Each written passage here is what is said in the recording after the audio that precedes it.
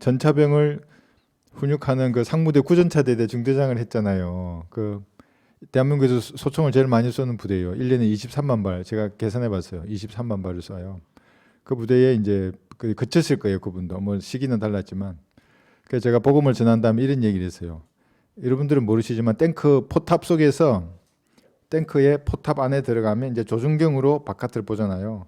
그럼 조준을 하고 이제 전차장 명령을 하더래요. 그럼 뭐 포수 대탄 적전차 그러면 표적 확인 장전 끝 조준 끝 그럼 싸우면 포를 딱 쏘면 어떻게 되겠어요? 포가 발사될 거 아니에요. 그러면은 사람의 얼굴에 진짜 주먹으로 얼굴을 팡 때리는 것 같은 충격이 확 다가와요.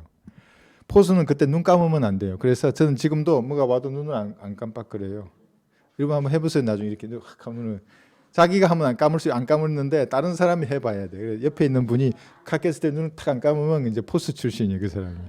그래서 제가 뭐라 그랬냐면 그 형제한테 내가 복음을 다 전하고 같이 무릎 꿇고 기도했어요. 이게 뭐냐면 마귀가 그런 엄청난 압박으로 내 포탑 속에 이 스트레스를 얘기해 주니까 포수니까 얼마나 잘 이해할 거예요. 저는 105mm나 90mm 포를 쐈는데 이분은 120mm 포를 쐈거든요. 더 큰 충격을 견뎌낸 거잖아요.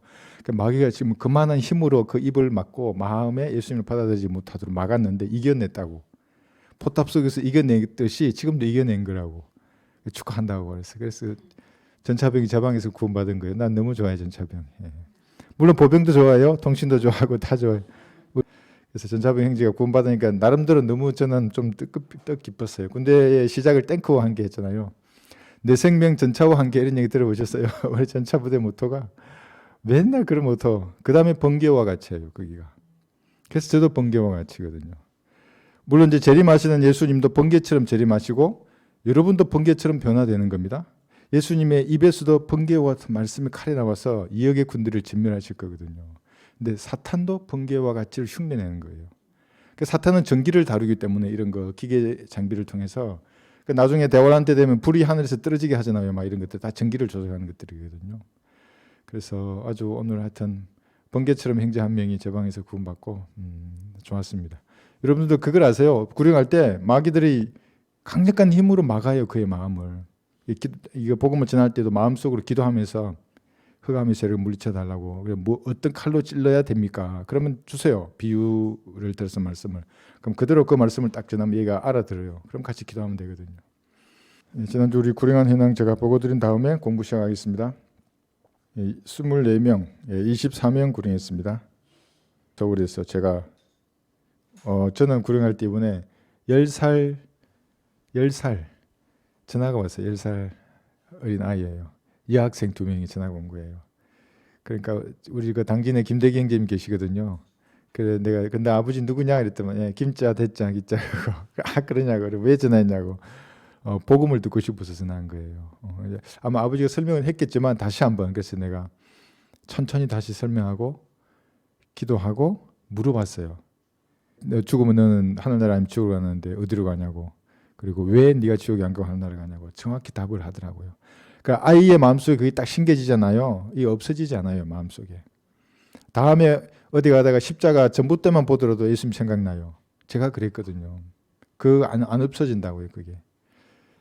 그래서 제가 여기 전화로 제가 2명 구령하고 했었어요. 부산에서도 우리 자매님들 구령하시고 그래서 3,895명 올해 1월부터 지금까지 3,895명을 구령했습니다. 날이 추우니까 사람들의 마음이 더 얼어붙어요. 더 잘 안 열거든요. 그래서 이제 이 책갈피 선물을 이용해서 그냥 주시고 읽어봐라고 해도 되니까 그렇게 했으면 좋겠습니다. 자, 첫 번째 그림을 한번 보십시오. 거기 여러분 보시기에 왼쪽 상단에 보면 이것도 군대 전설 교육이 되는데 자매님들 재미 없으시더라도 한번 들어보세요. 영적 전쟁에서는 이게 그대로 적용이 돼요. 더 재미있는 전술 교리가 많은데 그러면 진짜 군대가 돼버리면 안 되잖아요. 이게.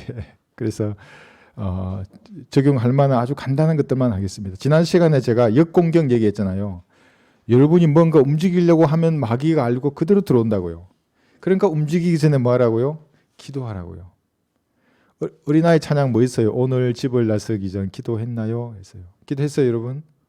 기도하는 거예요. 그래서 움직이려고 하면 마귀는 알고 역공격한다고. 그래서 군대에서 그 교리를 엄청 배워요. 지금이 역공격할 시기냐 아니냐 지휘관이 결심해야 되잖아요. 아닌데 공격하면 아군만 피해 입는 거예요. 근데 진짜 역공격의 시기에 딱 들어가 버리면 지금 완전히 괴멸되거든요. 그래서 일하시기 전에 기도하세요, 여러분. 하나님 확신 가운데 일을 하는 겁니다. 오늘 배울 것은 여기 파쇄 공격이에요. 파쇄 공격. 여기 파쇄 공격 해놨어요. 이거 나중에 한번 확대해서 보세요. 제가 나름대로 그랬어요. 옛날 기획을 되살려가지고. 파쇄가 뭡니까? 파쇄는 깨트려서 부수는 거지 않습니까? 그런데 지금 여기 보시는 기호는 보병 연대 표시예요. 점이 이 줄이 3개잖아요. 연대예요. 2개면 대대고 1개면 중대예요. 중대면 150명 정도 되거든요. 그럼 1개 연대, 3개 대대가 방어를 하고 있는 거잖아요. 공격이 아니고 가만히 있는데 그럼 어떻게 적을 공격하느냐? 마귀가 들어오게 된다 그랬잖아요. 들어와요. 들어오면은 기도함으로 여러분이 대응하면 실제적으로 전술에서도 예비대가 적방으로 가서 적의 적방을 이렇게 친다고요. 파쇄시켜요, 적방을. 그러면은 3이라는 전투력으로 들어오던 적들이 여기 깨져버리니까 1이 돼요, 1. 이것도 나중에 1이 되는 거예요. 그러니까 적방을 맞으면 3이라는 적은 1밖에 안 되는 거예요. 그래서 상상 지휘관들은 적의 적방을 치려고 그래요. 마귀들은 그럴까요? 안 그럴까요? 마귀들도 여러분 정면으로 안 와요. 마귀다 하고 절대 안 온다고요.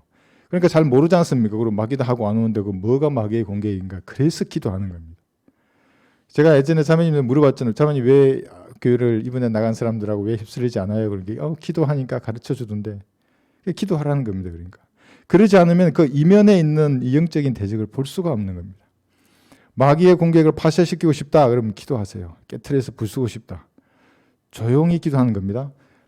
여기는 없지만 후방 지원하는 뭔가 부대를 표시하려고 그러면 여기는 말씀이에요. 그러니까 올바로 나누어 공부한 말씀의 토대 위에 서서 기도해야 합니다. 이게.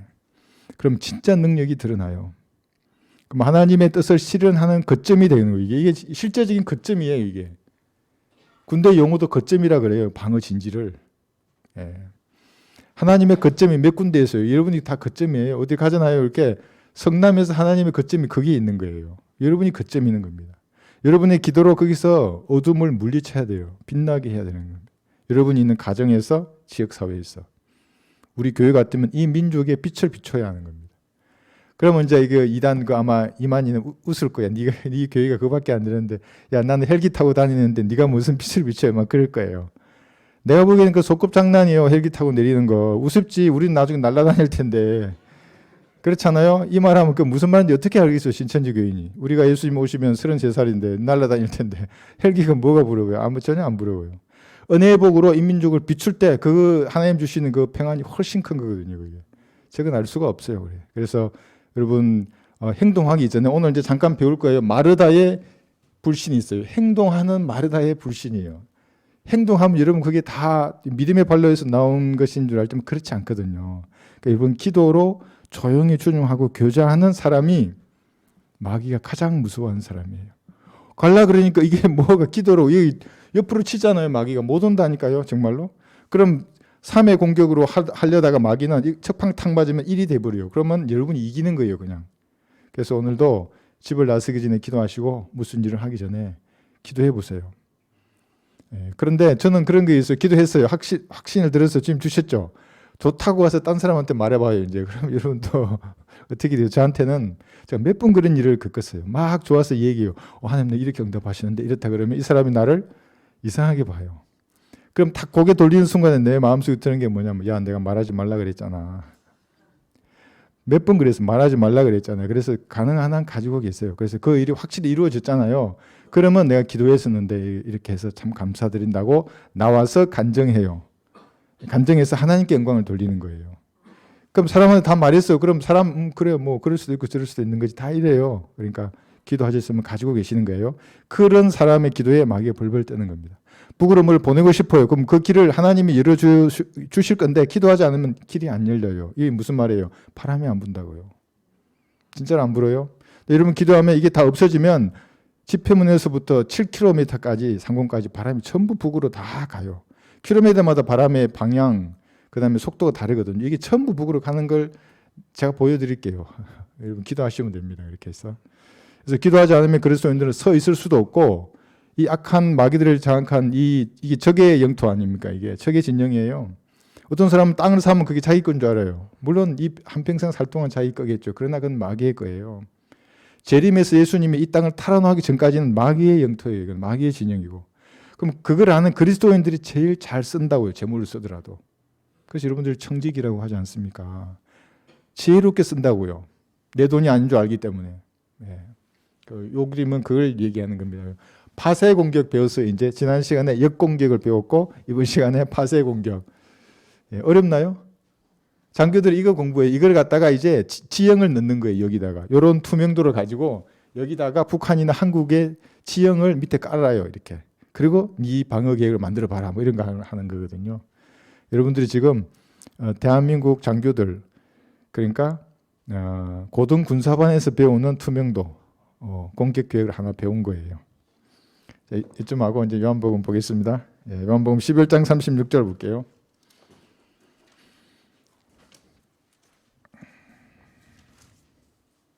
요한복음 11장 36절.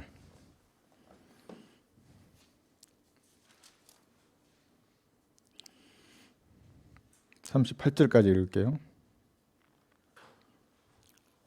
그때 유대인들이 말하기를 이제 앞에서는 예수님께서 우셨습니다. 예, 나사로 때문에 우셨어요. 주님이 그를 얼마나 사랑하셨는지 보라고 하더라. 그러나 그들 중 몇 사람이 말하기를 소경의 눈을 뜨게 한 이 사람이 그 사람은 죽지 않게 할 수 없었더냐고 하니 그러므로 예수께서 다시 속으로 신음하시며 무덤에 오시니라. 그곳은 굴인데 돌이 그 위에 놓여 있더라. 지금 죽음을 직면한 슬픔의 순간이지 않습니까? 이게 암울해요, 이게. 그죠? 예, 죽음을 눈앞에 두고 있는데. 그런데 여기서 먼저 볼 것은 예수님이 속으로 신음하셨어요. 겉으로 무슨 말을 하지 않으셨어요? 그러면은 예수님의 영이신 성령님께서 말할 수 없는 신음으로 탄식하실까요? 아니면 알라깔라말라 이러면서 말하면서 탄식하실까요? 말하지 않아요. 이게 로마서 8장 26절이에요. 한번 펴보세요.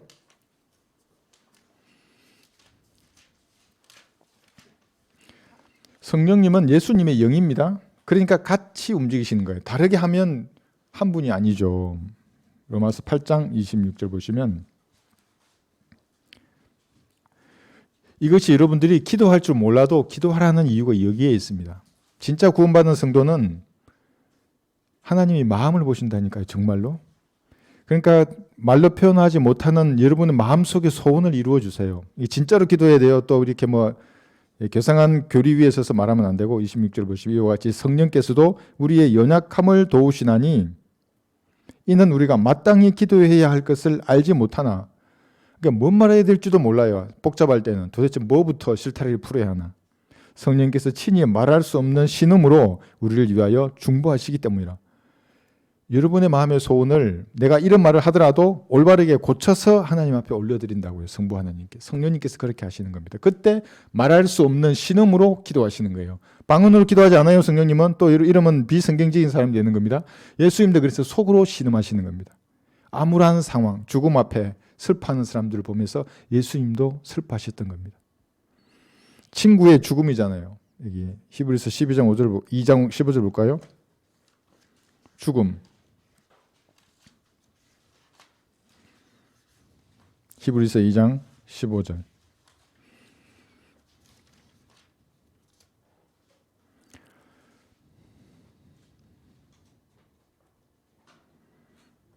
(14절부터) 볼게요. 자녀들이 피와 살에 참여한 자인 것 같이 그 역시 같은 모양으로 동일한 것에 참여하신 것은 그러니까 예수님이 살과 피를 가진 몸으로 오신 이유는 이 말입니다. 자신의 죽음을 통하여 죽음의 세력을 가진 자 곧 마귀를 멸망시키며 또 죽음을 두려워함으로 평생을 노예로 속박되어 있는 자들을 놓아주려 함이라고 했어요. 그러니까 죽으니까 사람들이 얼마나 슬퍼요. 그 다음에 어떻게 될지 확신하지 못하잖아요. 아직 구약 아래 있는 성도들인데. 신약의 성도들은 달라요. 그건 잠자는 것이고 셋째 하늘에 가 있다고요. 바로 즉시. 구약은 이 사람이 구원 받았는지 안 받았는지 아무도 확신하지 못한 채 죽거든요. 참으로 암울한 상황이에요. 그렇지 않더라도 죽음을 두려워함으로 노예로 속박되어 있어요. 어떤 사람은 그래요? 구원받지 않은 사람들이에요. 다 죽음을 두려워해요. 구원 받았더라도 진리의 지식으로 성장하지 않으면 죽음 그러면 두려워해요. 당장 두려워하지는 몸을 복수남 나는 어디로 가지? 확신하지 못하는 모든 사람들은 두려워하는 겁니다. 그래서 이런 상황에서 예수님 속으로 신음하시는구나. 죽음의 노예로 사는 사람들이잖아요. 거기 있는 사람들, 모여 있는 사람들이. 저 인간의 운명을 예수님 아신다고. 시편 90편 10절 보시면 수고와 슬픔 가운데 살아요. 사람들은. 시편 90편 10절. 죽음을 무서워하면서 노예로 사는 것도 슬픈 일인데 시편 90편 10절 보시면 우리의 연수가 70이요 강건하면 80이어도 그 연수의 힘은 수고와 슬픔이니 그것이 곧 끊어지면 우리가 멀리 날아가나이다. 이것이 불티가 위로 올라가는 것처럼 사람은 고생하려고 태어났다는 거예요. 고생하고 수고하고 슬퍼하는 거예요. 그러다가 어느 날 때가 되면 죽어요. 그 죽음이 끝이 아니잖아요. 한번 죽는 것은 정해져 있고 그 다음에는 죄에 대한 심판이 정해져 있는 겁니다. 율법 아래 있는 사람들은 아무도 확신하지 못하고 죽었어요. 구원받았는지 안 받았는지. 구원받은 사람도 마찬가지죠. 물론 우리는 소망을 가지고 죽지만 그래서 슬픈 일인 상황이에요. 이 두 가지 상황뿐만 아니라 예수님께서는 고난의 잔을 받아야 할 자신의 상태를 아셨어요. 그래서 신음하시는 거예요. 이 고난의 잔이란 아버지 하나님께서 주시는 잔이에요. 예수님만 받을 수 있는 잔이에요. 우리는 잔을 줘도 받을 수 없어요. 다 죄가 있기 때문에. 그렇죠? 그래서 예수님은 사람과 똑같은 인성을 가지셨기 때문에 우리를 동정할 수 있어요. 히브리서 4장 15절에 보시면 히브리서 4장 15절. 그래서 여러분 기도하시기 전에 주님 앞에 나와왔잖아요. 주님 저와 같은 죄인을 예수님의 피로 구원해 주셔서 감사합니다. 제 마음과 생각 가운데 있는 모든 불길하고 더러운 것을 예수님의 피로 씻겨 주십시오. 지금 저에게 자비를 베풀어 주시고 저를 불쌍히 여겨 주십시오. 이걸 진짜로 말해요. 진짜로. 그럼 하나님이 진짜로 불쌍히 여기고 자비를 베풀어 줘요. 그렇지 않고 있잖아요. 조금이라도 머리를 치켜들잖아요. 이게 군인 행기도 우리 포복 배워주는 포복. 제일 먼저 하나님 앞에 서서는 제일 낮은 자세로 해야 돼요. 머리를 치키면 그대로 맞는다고. 이게 안 돼요. 하나님하고는 아무것도. 가장 거지 중에 제일 거지, 상거지 그런 자세로 주님 앞에 자비와 불쌍한 그런 마음으로 주님 앞에 나가야 하는 겁니다. 그러면 주님이 우리에게 동정해서 여기 보시면 이는 우리의 대제사장은 우리의 연약함을 동정할 수 없는 분이 아니요 모든 점에서 우리와 마찬가지로 시험을 받으셨지만 죄는 없으신 분이기 때문이라.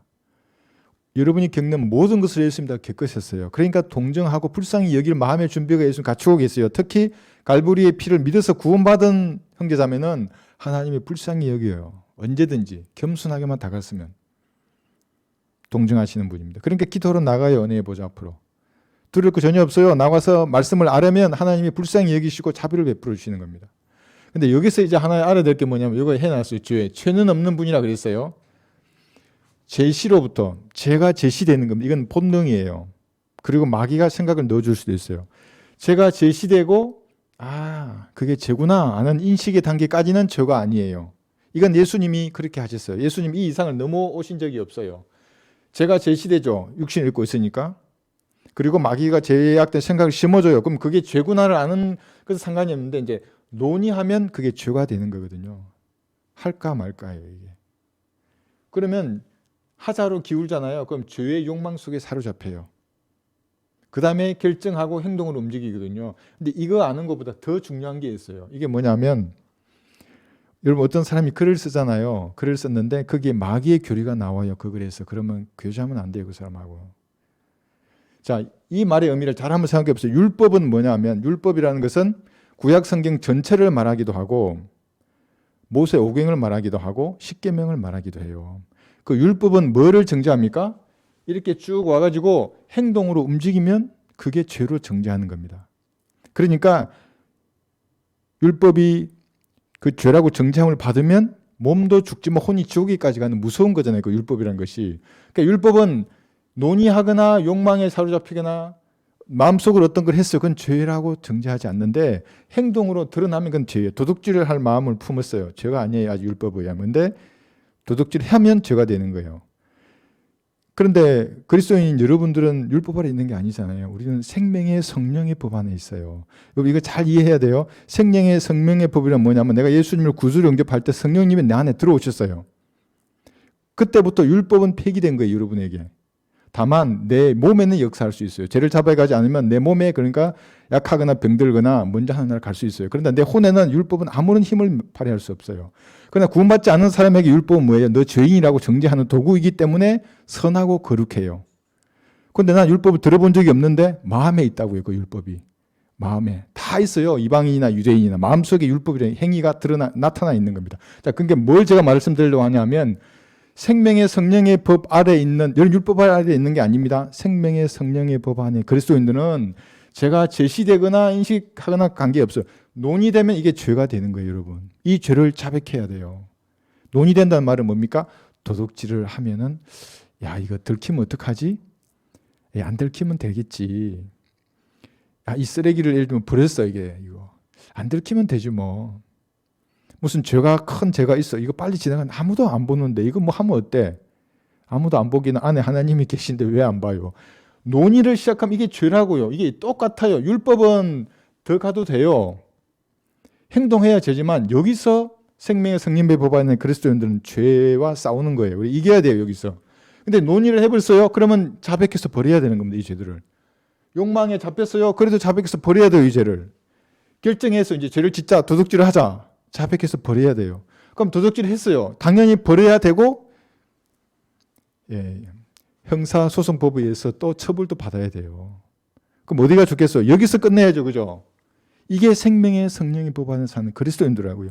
여기까지 갔더라도 돌아서면 돼요. 너무나 간단해요. 내가 말했잖아요. 진지하게 주님 앞에 얘기하라고. 지금 제가 또 죄를 지었는데 저희 죄를 용서해 주십시오. 제가 너무 연약합니다. 다시 이 죄를 짓지 않도록 지금 제게 은혜를 베풀어 주십시오. 다시 제 주님의 말씀을 보게 하고 기도하게 하시고 구원의 기쁨을 제게 회복시켜 주십시오. 이렇게 기도하면 언제든 여기서 살아난다고, 이게 다 살아난다고, 이게. 근데 이걸 모르고 어떤 사람이 십계명을 지켜야 한다고 써놨어요. 내가 그걸 보고 깜짝 놀랐어요. 십계명을 지킨대요. 물론 여러분 십계명을 지키냐 안 지키냐 이렇게 물어보면 이 말의 의미를 잘 알아야 되는 겁니다. 그런 말을 하면 그건 안식 교인이 되는 거예요. 그래, 십계명, 그래, 너는 지키라. 나는 생명의 성령의 법 안에 있는 그리스도인이라고. 십계명이 다룰 수 없는 거를 생명의 성령의 법이 다룬다고요. 그게 뭐예요? 시기하는 거예요. 질투하고 탐심이에요. 탐심은 뭐라 그랬어요? 우상숭배라고요. 우상숭배는 여기 해야 돼. 실제 동상 세워놓고 절해야 되는데 탐심을 가졌어요. 아이고, 아주 좋아 죽겠네. 남의 건데? 죄라고요, 그게. 우상숭배하고 똑같다고요, 그게. 그러면 여러분이 율법 아래 있는 사람들하고 여러분하고 누가 더 높은 기준이에요? 의의 기준이 누가 더 높아요? 여러분이 천배 만마에 더 높다고요. 율법을 하는 사람들은 그 외형만 보려고 한다고요. 그런데 물론 율법이 효과가 있는 게 뭐냐면 구원받지 않는 사람들에게는 율법이 지금도 능력을 발휘하기 때문에 십계명 교실에 붙여놓고 뭐 이렇게 해야 되겠죠. 근데 여러분은 여러분 마음속에 있는 생명의 성령의 법이에요. 성령께서 여러분에게 가르쳐 주실 거예요. 기도해 보세요. 한번 그게 죄인지 아닌지. 노래방에 가는 게 죄인가 아닌가 기도해 보세요. 하나님 뭐라 그러니까 예수님 그 춤추는 거예요, 거기서? 세상의 것들을 한번 해보세요. 그 세상 사람들이 아주 쉽게 짓는 그런 죄들이 생명의 성령의 법 안에 있는 그리스도인들에 있는 그것이 논의되고 욕망에 사로잡히면 이게 죄라고요. 똑같은 죄라고요. 그러면 죄의 삭선 사망인데 구원 받았으면 물론 지옥에는 안 가요. 여러분 육신이 힘들어지는 겁니다. 그래서 마귀는 뿔 달리고 안 나타난다 그랬잖아요. 항상 여러분 생각 가운데 교묘하게 진지를 구축해요. 그러니까 여기는 아군의 진지인데 마귀들 여기 들어온다. 이게 생각 가운데 한다고요. 진지를 거점을 지가 만들. 그럼 기도 아니잖아요. 이게 뭐예요? 글자 안 보이죠? 기도 못해요, 이제. 물론 이렇게 되더라도 내가 말씀에 펀치를 맞고 주님 앞에 가야 되겠다. 씻어내면 다시 살아나요, 그게. 씻어내면 살아난다고요. 여기서 살아나고 다 살아날 수 있어요, 그러면. 씻어내려 그러면 강력한 하나님의 말씀을 들어야 돼요. 그래서 강직하게 말한다고요. 너무 강하게 말한다고 부정적으로 생각하시는 분 많더라고요. 댓글 하시는 분들 보면. 예. 그 미지근하게 말하면 어디다 써먹어요. 그런 걸. 그래서 예수님은 죄가 없었던 분이에요. 이까지는 했지만 이 이후로는 전혀 털만큼도 관여하지 않는 분이에요. 물론 우리와 같은 그런 아담의 씨가 아니시기 때문에 죄의 성 자체가 없으세요. 그러나 연약한 육신을 입었기 때문에 죄 지을 가능성을 가지고 있는 거예요. 그러니까 마귀가 집요하게 공격한 겁니다. 예수님을. 마귀가 그럼 모를까요? 알죠. 그러니까 시험 받으실 때 40일 동안 광야에 계실 때 계속 공격한 겁니다. 그렇게. 육신의 정욕과 안목의 정욕과 생의 자랑이에요. 모든 그리스도인에게 똑같아요. 여러분도 육신의 정욕, 안목의 정욕, 생애의 자랑 셋 중에 하나로 공격하는 겁니다. 마귀들이. 네. 그래서 인간이 이 두 가지 문제를 해결하기 위해서 예수님은 자신의 혼을 속죄 제물로 바친 것 외에는 방법이 없었어요. 다른 건 방법이 없었어요. 그래서 누가복음 22장 44절 그 연약한 인생을 가지셨기에 기도했어요. 주께서 고뇌 속에서 더욱 간절히 기도하시니 그의 땀이 큰 핏방울처럼 되어 땅에 떨어지더라. 고뇌 속에서 기도하는 겁니다. 그러니까 여러분 문제가 생겼잖아요. 대충 그냥 나오는 대로 말하지 마시고 생각해야 합니다. 그러니까 내 스스로 말하고 생각하고 이렇게도 보고 저렇게도 보고 천천히 주님 앞에 말로 아뢰는 겁니다. 고뇌 가운데. 예수님은 땀이 큰 핏방울처럼 되어 땅에 떨어지도록 기도하셨어요. 고뇌하셨다는 겁니다. 기도로. 고뇌 속에서 아버지 하나님 앞에 아버지의 뜻이 이루어지도록 기도한 겁니다. 이게 그리스도인의 자세예요. 그러면은 여러분의 문제가 해결돼요. 제가 섬긴 하나님이에요, 그분이.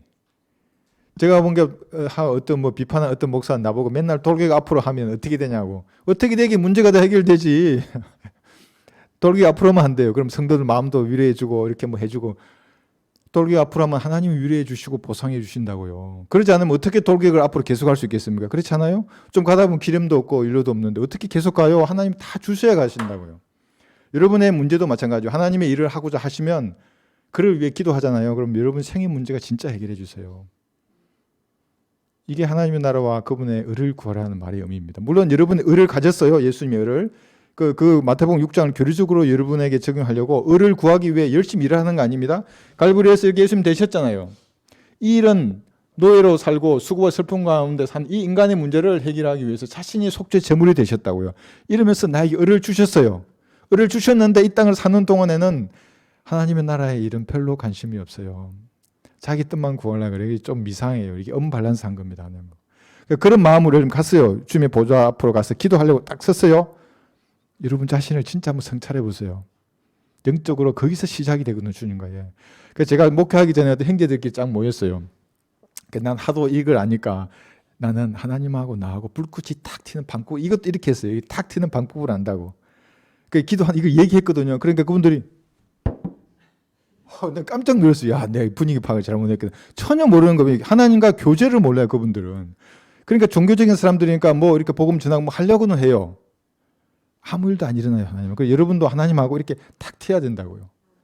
1대1로 기도할 수 있는 거기서 고뇌 가운데 더 간절히 기도하는 겁니다.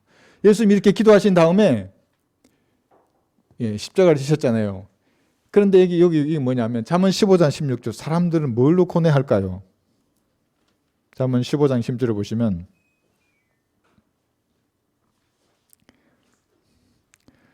여러분 성경에는 인간이 지을 수 있는 모든 죄가 다 나와요. 모든 죄가 다 있어요. 인간의 실상을 그대로 드러나게 해요. 여기 보시면 고뇌를 이런 문장에 쓰고 있습니다. 잠언 15장 16절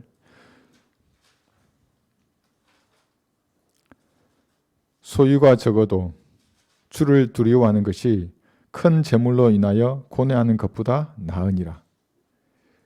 재물이 크면 클수록 고뇌한다고요. 그러니까 주님 제가 다룰 수 있는 재물만 주세요. 이게 제일 좋아요. 더 많이 주면 어떻게 돼요? 고뇌 가운데 사람이 이상하게 변질되는 겁니다. 고뇌하려면 하나님의 뜻을 이루기 위해서 고뇌하는 거예요. 주님 진리의 기치를 높이 들게 해주십시오. 저는 급장이고 말도 잘 못하는데 뭘 해야 됩니까? 제가 진짜로 진지하게 기도하는 거예요. 그렇게.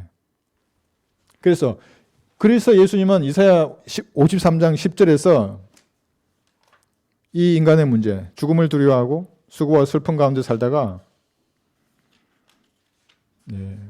지옥으로 가는 이 인간의 문제를 자신이 제물이 되심으로써 해결하셨어요. 이사야 53장 10절. 이거 많이 찾았어요. 많이 찾은 구절인데 잘 한번 보십시오. 이사야 53장 10절입니다. 그를 상하게 하는 것이 주를 기쁘시게 하였기에 예수님의 상하심을 말하는 겁니다. 주께서 그를 고난해 두셨도다.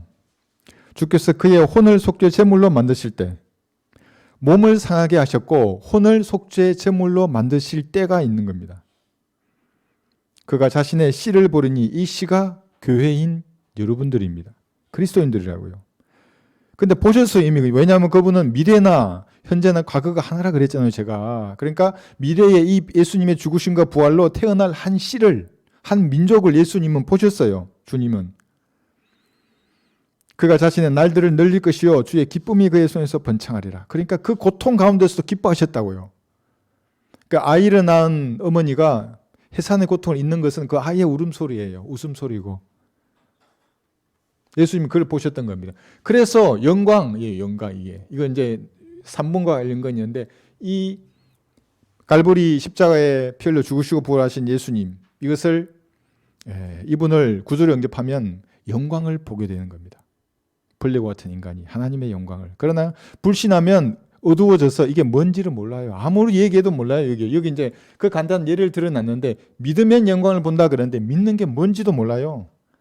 믿어지기를 기다려야 된다는 말부터 침례받아야 되고 뭔가 열심히 이 땅을 살면서 뭐 섬기고 봉사하다가 죽어봐야 한다 그러고 그 예증론자들이잖아요. 아니면 헬기 타고 내려오는 그 인간은 믿는다. 뭐 이 정도로 이해한다고요. 그럼 예수님의 여기 죽으심, 뭐 이 고난, 이 눈물은 뭐예요? 그러면 이게 무슨 의미가 있는 거예요? 만 이만희가 사자이고 그 신천지에 가서 그렇게 해야 13호 사천이 되고 말이 안 되는 거예요, 그게. 예수님의 눈물을 가치 없이 만드는 사람. 그게 사입이에요, 그게. 내 여기 댓글 달아놨더라고요. 자기는 이만희 예수님을 섬긴대요. 영광을 볼 수 없어요, 그 사람은. 못 봐요, 그 사람은. 믿으면 영광을 보기 싫어하고 있는데 못 보는 사람들입니다. 그래서 예수님은 속으로 신음하셨습니다. 조금 있으면 이 잔을 마셔야 되거든요. 몸이 상하고 혼이 지옥에 내려가서 3일 낮과 밤 동안 속죄 제물로서 불타는 거였어요. 그 얼마나 고뇌스럽겠어요. 그 인성을 가지고 계셨잖아요. 하나님이신가 동시에. 그러니까 여러분이 그런 게 생각하면 참 3일 동안 지옥에 간다 생각해보세요. 이거 아이고. 그러니까 마귀가 아마 더 겁을 줬을 거예요. 야, 니 완전 벌레가 될 텐데 너 지금 그냥 왕이 돼버려. 그 왜 십자가를 질라 그래? 그랬을 수도 있어요. 그랬으면 우리가 없잖아요. 주께서 수많은 성도와 함께 오신다 그랬는데 그 예언도 이루어지지 않는 거예요. 그 성도 우리인데. 복음 11장 39절 보면 사람에 관한 얘기 나옵니다. 예수께서 말씀하시기를 돌을 치우라고 하시니 죽은 자의 누이인 마르다가 주께 말씀드리기를 주여 죽은 지 이미 나흘이 되었기에 지금은 악취가 나나이다라고 하니 열심히 일하던 마르다가 이런 말을 하는 거죠. 주님 이제 썩어서 악취가 나는데 살릴 수 있겠습니까? 그 마지막 부활에 살아날 것은 알지만 지금 가셔도 주님 살리지 못합니다 하고 길을 막아요. 지금 이게. 그러니까 여러분 행동을 잘한다고 한다고 해서 그것이 하나님 보시기에 받아들여지는 행동이 아니라고요. 그럼 그렇게 받아들여지는 행동이 되려면 말씀을 공부해서 그 사실이잖아요. 그것이 내 안에 들어왔을 때 나오는 믿음, 이 믿음에서 뭔가 행동을 하는 게 남는 거예요. 그게 하나님 받아들여지는 행위라고요. 그렇지 않고 마르다처럼 열심히 일해야 하는 자기 체험이나 생각이나 열성으로 행위를 하잖아요. 그럼 그건 악이에요. 너무 심하게 말했나요? 고린도후서 5장 10절 볼까요? 고린도후서 5장 10절.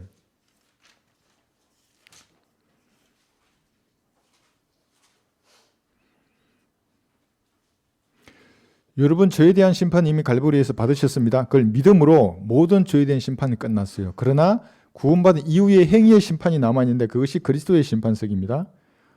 고린도후서 5장 10절. 이는 우리 모두가 반드시 그리스도의 심판석 앞에 나아가서 선이든지 악이든지 각자 자기가 행한 것에 따라 자기 몸으로 행한 것들을 받을 것이기 때문이라. 여기서 행한 것을 상으로 받아요.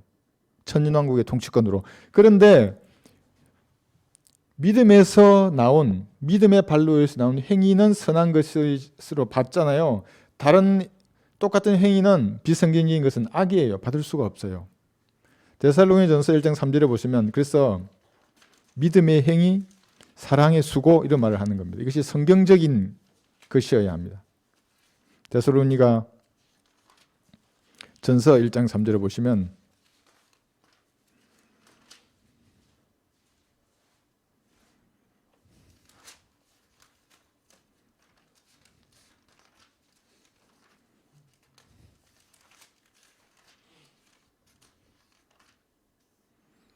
우리 주 예수 그리스도 안에서 너희의 믿음의 행위와 사랑의 수고와 소망의 인내를 곧 우리 아버지 앞에서 쉬지 않고 기억함이니. 여기서 믿음의 행위가 나오는 겁니다. 이것이 다 받는다고요. 그리스도의 심판석에서. 그래서 말씀을 공부해야 돼요? 하지 않아야 돼요? 해야 됩니다. 말씀의 든든한 받침 위에 기도해야 되는 겁니다. 근데 비성경적인 말씀을 붙들고 기도하면 이제 하나님이 듣지 않으세요. 그 기도는. 그죠? 예. 고린도전서 3장 11절에 보시면 그리스도의 심판석입니다. 이것이. 고린도전서 3장 11절. 어떤 사람이 그러더라고요. 휴구되면 뭐 하냐고, 하늘 올라가면. 그 뭐 따분하게 맨날 노래나 부르고 있냐고. 아니에요. 엄청나게 매맞을 거예요. 진짜 때리진 않아요. 예. 여러분의 행위를 하나님 다 불로 태워버리세요. 그러면 70평생 일했는데 비성경적인 행위로 한 거 있잖아요. 그거 다 불태워진다고요. 남는 것만 상으로 받아요. 고린도전서 3장 11절. 조금만 서두만 읽을게요. 이 닦아놓은 기초 위에 아무도 다른 기초를 놓을 수 없나니 이 기초는 예수 그리스도시라. 예, 구원받은 사람을 말하는 겁니다. 이제 누구든지 이 기초 위에 금이나 은이나 보석이나 나무나 짚이나 그릇토기로 지으면 금은 보석은 이 행위예요. 말씀에 근거한 믿음의 발로에서 나온 행위, 금은 보석의 상을 받아요. 나무나 짚이나 그릇토기에 이런 것들은 다 불태워지고 없을 거예요. 마르다처럼 열심히 일하더라도. 각 사람의 일한 것이 나타나게 되리니 그날에 그것을 밝힐 것이라. 이는 그것이 불로서 드러나고 또 그 불은 각 사람의 일한 것이 어떤 종류인지를 시험할 것이라. 여러분이 열심히 행위를 했어요. 시험한다고 이제. 일한 것이 진짜 금은 보석인가 나무나 짚이나 그릇투기인가를 불이 시험해요. 여러분을 태우지 않고 뭘 태워요? 여러분의 일을 태우는 겁니다. 일한 것들을. 그러니까 말씀을 공부해야 돼요? 공부하지 않아야 돼요? 공부해야 이렇게 된다고 이렇게. 근데 그러지 않으면 안 돼요. 행위를 열심히 하는데 하나님하고는 무관한 행위 되는 겁니다. 그럼 헬기 타고 오는 사람을 기다리든지 아니면 또 그 대형교회 목사들 보세요. 막 목사들 어떤 사람은 강단에 들어오니까 막 밑에 불이 있잖아요. 이거 막 팍 올라오더라고 이렇게 막 불이 올라오고 막 수칠할 때 쫙 비치고. 그래서 여러분들은 그리스도의 심판석에서 이 행위를 잘해서 주님 앞에 상 받아야 하는 겁니다. 예, 다 볼 거예요, 여러분들이. 저도 여러분을 볼 거예요, 그때. 다 볼 거예요. 이렇게. 예, 어린 아이들 찬양이 그래서 저는 좋아요. 그때는 부끄러움 없어야지. 우리 서로 사랑해. 그 말이에요, 그게. 그러니까 그 가만히 보면 그 사람들 그걸 어디에 중요할지 모르지만 우리는 알잖아요. 형제와 자매를 그래서 사랑해야 하는 겁니다. 그때는 부끄러움 당하지 않으려면. 네. 그 다음에 믿음의 조 40절 볼게요. 다시. 요한복음 11장 40절. 이제 막았어요. 막 악취가 나나이다 그랬잖아요. 그러니까 예수님이 자신이 하신 말씀을 또 상기시켜 주십니다. 40절. 예수께서 그녀에게 말씀하시기를 만일 내가 믿으면 하나님의 영광을 볼 것이라고 내가 너에게 말하지 아니하였느냐고 하시더라. 그런데 안 믿어요, 사람들은. 믿으면 하나님의 영광을 보는 거예요. 갈보리에서 뱀처럼 예수님 죽으셨어요. 뱀처럼 죽으셨고 죄가 되셨고 저주받으셨고 벌레가 되셨어요.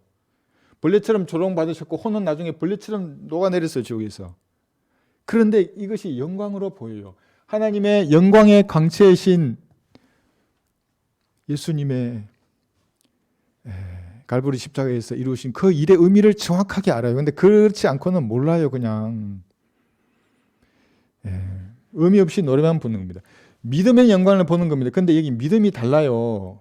뭐가 다르냐 하면 여러분 사도행전 7장까지는 이 믿는다는 말의 의미를 예수님을 구약의 메시아 왕으로 믿어야 돼요. 그런데 8장 이후 은혜의 복음이 정립됐을 때는 구주로 믿지 않습니까? 성경대로 예수님께서 자기 죄를 위해서 피 흘려 죽으시고 부활하심으로 내 죄를 다 용서해 주셨다. 이걸 믿음으로 구원받는 거예요. 구주로 믿는 거는 이게 다른 믿음이에요.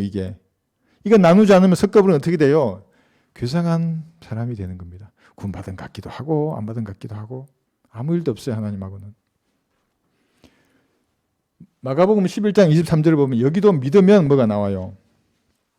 마가복음 11장 23절. 그래서 믿으면 무슨 일이 일어납니다. 이런 말씀을 믿으면 진실로 내가 너희에게 말하노니 누구든지 이 산들을 옮겨져 바다에 빠지라고 말하고 그의 마음에 의심하지 않으면 그가 말한 것들이 이루어지리라고 믿으면 말한 것은 무엇이든지 이루어지리라. 자, 이 산들을 옮겨져 바다에 빠지라. 여러분 이것을 교리로 적용하면 한번 해보세요. 나가서 야, 이 산아 바다에 빠지라. 미친 사람 취급하죠. 빨리 119 불러야죠. 그런 분들이 있으면. 그런데 말이 뭔 말이냐면 교리적으로 말하면 대환란 때 실제적으로 천국 복음을 전하는 사람들 있잖아요. 그 사람들은 하나님께서 초자연적으로 보호해 주세요. 특히 14만 4천은 보호해 주시면서 그때는 진짜로 적그리스도의 군대가 쫓아올 거 아닙니까? 그러면 이 산들 바다에 빠져 버리면 도망가는 거죠. 그때 다시 초림 때 행해졌던 이때 행해졌던 예수님의 이적과 표적들 기적들이 다시 행해진다고요. 천국 복음을 전하는 14만 4천뿐만 아니라 또 있을 거예요. 알파들이 플러스 알파. 그럼 초자연적인 능력을 행하기 때문에 무슨 독을 먹어도 그때는 진짜 해를 입지 않아요. 그 사람들이. 왜냐하면 계시록 보시면 물에다가 쑥. 그 물을 마시고 얼마나 많은 사람들이 죽어요. 근데 그 사람들 먹어도 안 죽는다고요. 그 정갈 같은 것들이 나오잖아요. 이 구룡에서 사람을 물잖아요. 안 죽는다고요. 그 사람들은. 그것이 지금이 아니라 이때거든요. 예. 교회 시대는 보세요. 사도행전 8장 37절 보세요. 사도행전 8장 37절 믿으면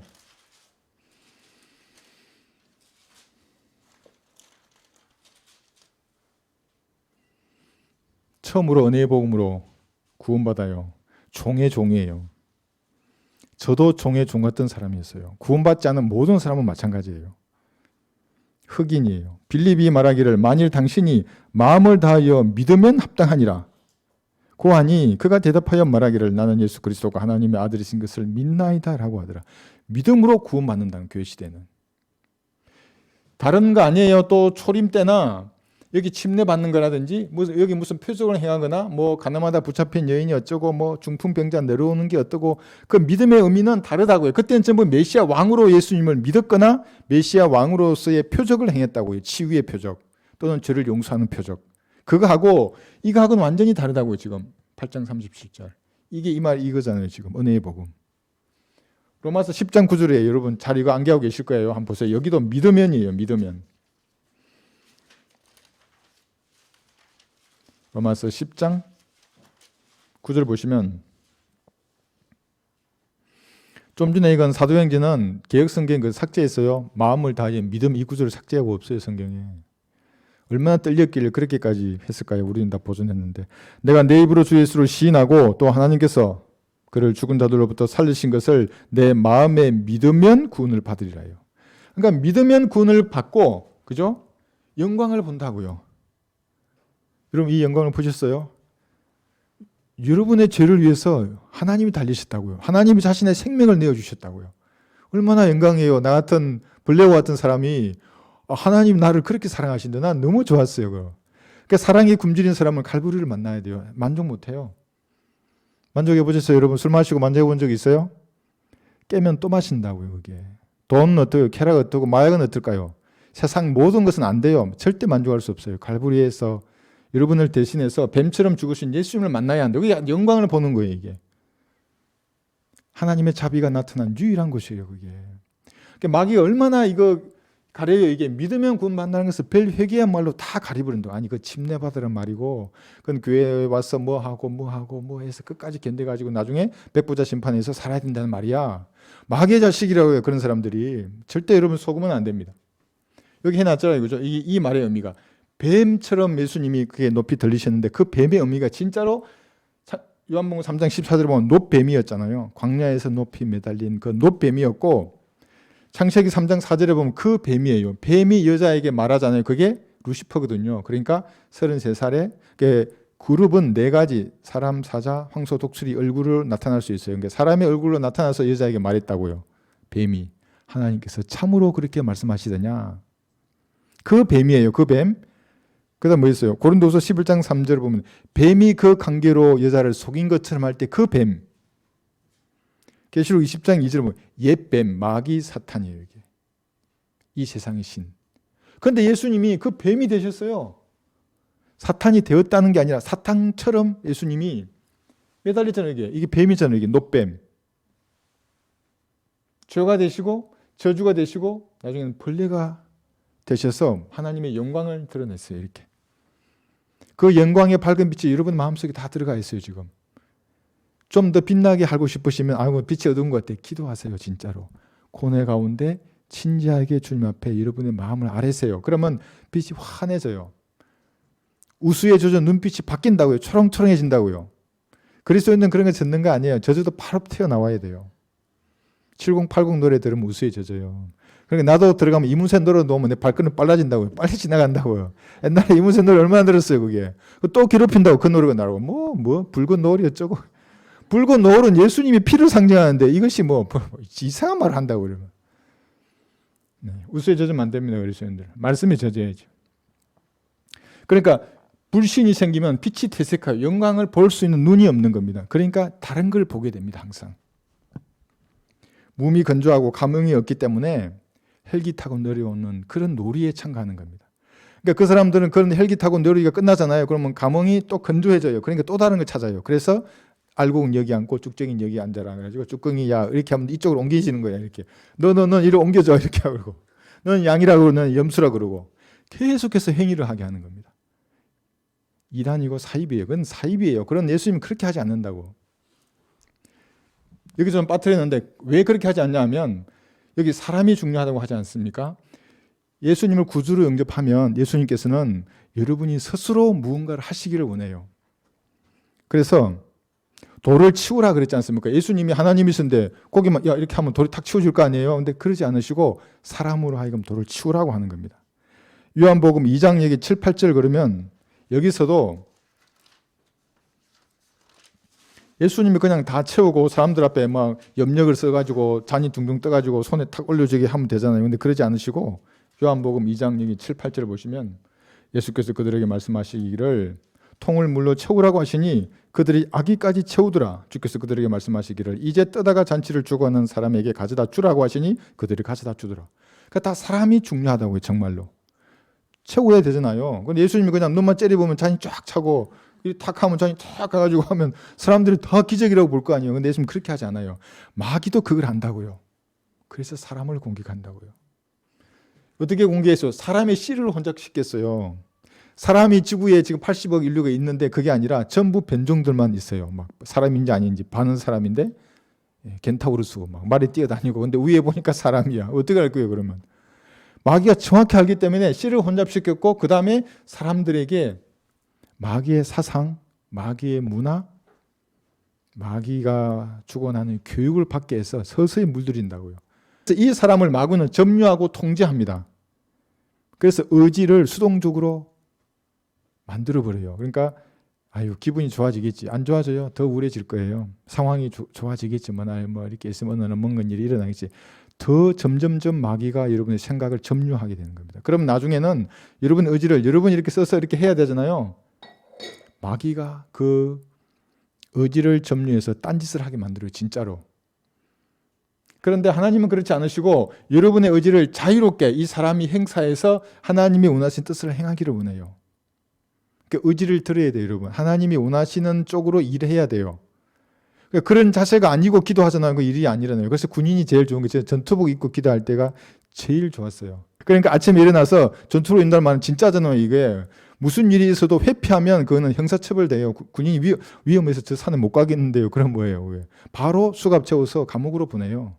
예, 군인이 회피하면 안 돼. 임무를 받으면 알겠습니다. 명리에서 가야 되지. 그런 자세로 기도하는 거예요. 하나님 앞에. 주님 제게 뭐라고 말씀하시도록 제가 들을 준비가 되어 있습니다.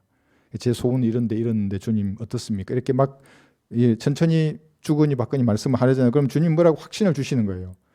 저는 과거에 새벽에 이제 부대 출근해야 되는데 기도하고 있는데 지금 이제 부대로 가면 한 2시간 위로 북쪽으로 올라갔다가 거기서 이제 무슨 사후 광평을 하고 이제 와야 되는데 복음을 전하라는 거예요.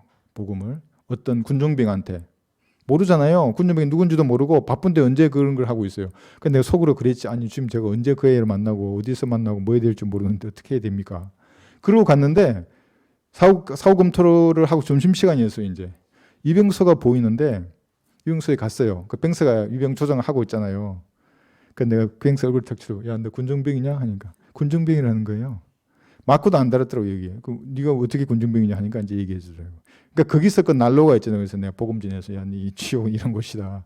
준비가 돼 있어요. 아예 무릎 꿇을 준비도 모든 게 다 해놓고 말씀하신다고. 그러니까 기도할 땐 여러분들이 이걸 이루어 주시겠다는 믿음 가운데 뭐 말씀하시면 제가 듣겠습니다를 하나님 다 알아요. 그 마음을. 그런 자세로 기도하는 겁니다. 그렇죠? 그래서 여러분의 의지를 써야 돼요. 하나님 앞으로. 여기 뭘 볼까요? 베드로전서 2장 15, 16절을 보시면 자유함이에요. 그래서 마귀는 통제하고 속박한다고요. 십계명으로 올가 멸라고 한다고요. 그거를 생명의 성령이 법 아래 있는 그리스도인들한테. 베드로전서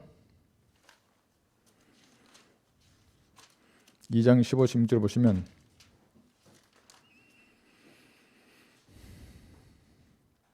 이는 하나님의 뜻이 그러함이니 너희가 선을 행함으로 어리석은 사람들의 무지를 잠잠케 하려는 것이니라. 자유롭게 행하되 너희의 자유를 악의 구실로 사용하지 말고 하나님의 종들로서 사용하라.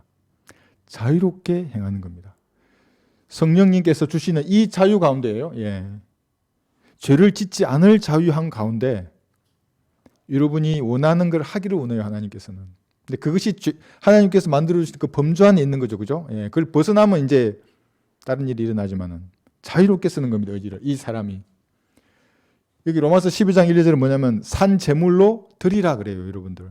근데 그러지 않고 하나님께서 여러분의 몸을 산 제물로 여러분이 드려야 되는데 그러지 않고 여러분들 다 생각을 바꿔가지고 얘가 살아있을 때 하나님이 기뻐하게 만들어버렸어요. 그럼 딱 로봇으로 만드는 거잖아요. 하나님이. 절대로 그렇지 원치 않으세요. 완벽하게 의로우신 하나님이기 때문에 여러분의 의지로 하나님 앞에 나와서 하나님이 기뻐하시는 일을 하기를 원해요. 이것이 너희 몸을 거룩한 하나님께서 기뻐하시는 거룩한 산제물로 드리라. 제가 처음으로 성경을 외운 곳이 로마서 12장이에요. 그러므로 형제들아 내가 하나님의 모든 자비하심으로 너희에게 권고하노니 너희 몸을 하나님께서 기뻐하시는 거룩한 산제물로 드리라. 이것이 너희가 드릴 합당한 예배니라. 그러니까 삶의 모든 부분, 주일뿐만 아니라 나머지 요일은 이렇게 예배 드리는 날이에요. 이게 서비스예요. 이게.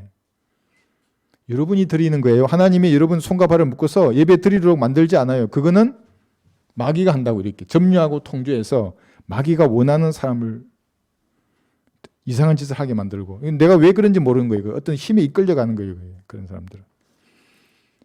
자, 이 정도 보시면 좋겠고 41절 볼까요? 다시 요한복음 11장.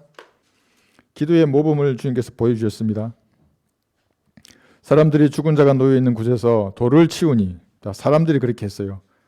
예수께서 눈을 들어 말씀하시기를 아버지시여 내 말을 들으신 것을 감사하나이다.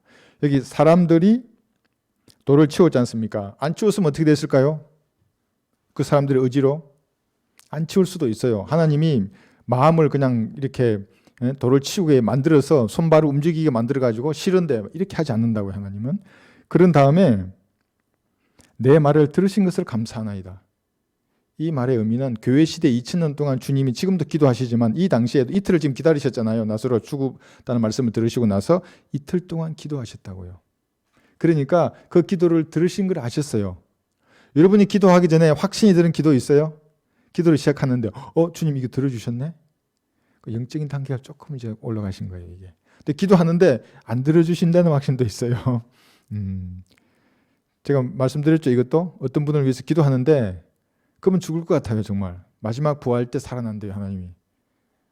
부활 때 마지막이 아니에요. 부활 때 살아난다 그래서 그럼 지금 죽는다는 말이잖아요. 그런데 그 말을 제가 할 수가 없잖아요. 네, 그래서 주님은 기도를 이틀 동안 하셨고 지금 나사로 앞에 와서 기도를 들으신 것을 감사합니다고 하신 겁니다. 잠언 여기 3장 5절 보시면 왜 기도하는가? 하나님을 신뢰하기 때문에 기도하는 겁니다. 잠언 3장 5절 6절 보시면 내 마음을 다하여 주를 신뢰하고 내 자신의 명철을 의지하지 말라. 진짜 그렇게 하면 기도하는 겁니다. 6절 내 모든 길들에서 그를 인정하라. 그래야면 그가 내 길들을 지도하시리라. 진짜 이거 믿으시면 기도하는 겁니다. 하나님 앞에. 주님 인도해 주십시오. 저는 명철이 부족하고 아는 것이 없습니다. 하나님. 저와 같은 무지한 자에게 하나님의 지혜를 채우셔서 잘 분별하게 하시고 이 길을 인도해 주십시오. 그러니까 여러분 마음을 주님 앞에 이렇게 터놓고 얘기해야 하는 겁니다. 주님이 그렇게 본을 보이셨어요. 왜 그러냐면 요한복음 8장 29절에 보시면 볼까요? 기쁘시게 하는 일들을 행하기 때문에 그렇습니다.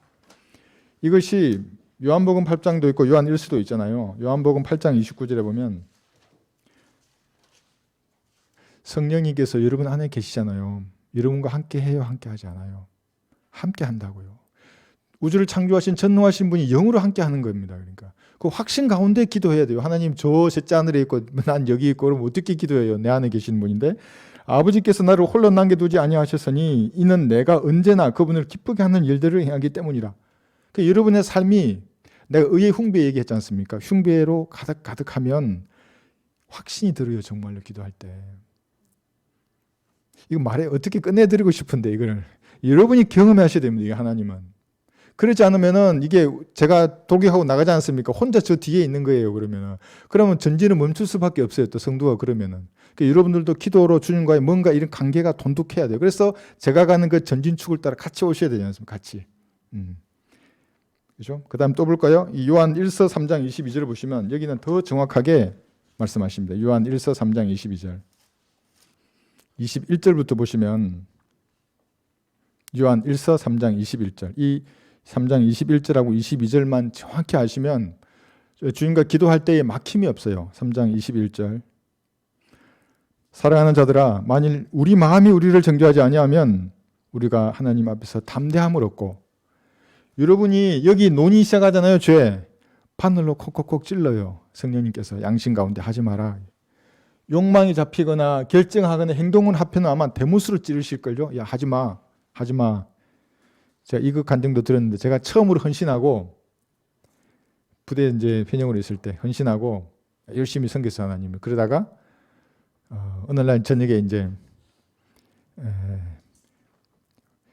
우리 가족이 좋은 말을 저한테 하길래 너무 또 화가 나는 거예요. 그래서 밖으로 나가려고 탁 일어섰더니만 진짜로 저한테 너는 밖으로 나가면 비참해질 거야. 그랬어요. 진짜로.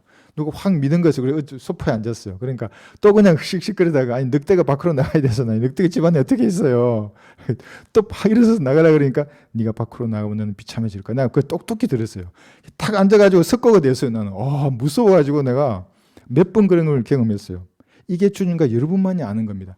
사실 이것이 여기에 있는 것인데 돌을 치우고 썩은 냄새를 맡고 수위를 풀게 함으로써 정확하게 이 사람들이 체험하게 했어요. 살아난다는 것을. 그런 경험을 여러분 삶 가운데도 사실은 있어야 돼요. 하나님과 여러분만의 주고받는 거예요. 이게. 그래서 우리 서로 주고받는 사람은 알 사람이 없는 거예요. 얘기하면 못 알아들어요. 딴 사람은. 영적인 이게 다르면 그러니까 가만히 계시고 다음에 간증해서 하나님께 영광 돌리면 돼요. 그런 것은. 그러니까 여기 보세요. 그래서 담대함을 얻고 이런 게 바늘이 찌르면 찔렸어요. 그때도 이걸 자백하면 돼요. 그러면 더 이상 안 찔러요. 예수님 피로 씻어내고 지금 이 죄를 용서해 주십시오. 제가 무지해서 실수로 죄를 지었습니다. 다시는 그러지 아니하도록 해 주십시오. 괜찮아요. 그러면. 그럼 담대함을 얻고 무엇이든지 구하는 것을 그에게서 받나니 이는 우리가 그의 계명들을 지키고 그의 목전에 기쁨이 되는 일들을 행함이라요. 여기 행위가 나오는 겁니다. 그러면 의의 흉비를 가득 붙인 군사잖아요. 그건 주님 앞에 담대하게 아랜다고요. 겸손하게. 그럼 주님이 주시는 서로 주고받는 그 대화를 너무 좋아요. 그래서 그게 우리 오전에 찬양 불렀잖아요. 내 기도하는 그 시간. 그때가 가장 즐거운 거예요. 근데 이게 없잖아요. 의무예요. 기도. 아이고 목사님 기도 하루에 5분 하라 그랬는데 해야 되는데 지우 짠해도 이제 2분밖에 안 지났네. 그래서 사람들이 방언으로 가는 방언하면 3시간 해버린다더만요. 뭔지는 모르겠지만 예? 그러지 말고 내 언어로 말해야 하는 거 말이에요. 여기 나와 있는 대로 바늘이 찌르면 다 예수님 피로 씻어내고 자백해서 버린 다음에 담대함을 가지고 아뢰는 겁니다. 그런데 의의 흉부가 가득 차 있으면 더 잘 들린다. 그게 하나님이 내 기도에 응답하시는구나. 제가 그 전도지 처음 만날 때 말씀드렸잖아요. 기도하는데 그 추운 겨울에 그 세탁실에서 이제 아무도 없는 데로 찾아야 되는 세탁실에서 기도하는데 진짜 주님이 앞에 계시다니까요. 앞에 우리 세탁실에. 그래서 이런 말하면 이제 내가 사이비가 되니까 말을 잘 안 할래요. 이게. 그 말의 의미는 주님이 임재 가운데 있었다는 거 진짜로. 내 기도를 주님 들으시고 주님이 이렇게 기도하라고 가르쳐 주시는구나. 그래서 나온 게 그 인생 전도지예요. 좋아 보이지 않아요? 인생 전도지. 제 머리로 나올 수 없어요. 그거. 그래 하나님 주신 지혜로 한 거거든요. 네, 오늘 여기까지 공부하겠습니다.